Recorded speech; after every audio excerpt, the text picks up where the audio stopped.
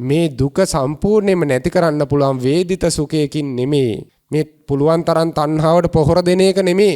හරියට ගින්දරකට පොහොර දැම්මොත් මේ පිදුරු දැම්මොත් මොකද වෙන්නේ? පිදුරු වලින් ඒක නිවන්න යනවා. නෙමෙයිද? චුට්ටක් වැහිලා තියෙයි. අන්තිමට එකපාරම අර තිබ්බටත් වඩා ගින්දර වනවා. ඒ ක්‍රමේ හරියන්නේ නැහැ. එහෙනම් බුදුන් වහන්සේ දුන්න ක්‍රමේ මොකද්ද? මේ ඔක්කොම කරන්නේ හේතුවක් තියෙනවා. ඒ තමයි තණ්හාව. මේක සම්පූර්ණයෙන් නැති කරගන්නකෝ. ලෝභය සම්පූර්ණයෙන්ම නැති කරගන්නකෝ. ඔයාගතින් දුස්සීලකමක් වෙයිද කියලා? අපරාධයක් වෙයිද කියලා? නැහැ. ලෝභය නැත්තම් කවදාවත් අපරාධයක් වෙන්නේ නැහැ. ද්වේෂය නැත්තම් අපරාධකාරයෙක් බිහි වෙන්නේ නැහැ. මෝහය නැත්තම් අපරාධකාරයෙක් බිහි වෙන්නේ නැහැ. ඔය ලෝභ ද්වේෂ මෝහ නැත්තම් තණ්හාවක් එතන නැහැ.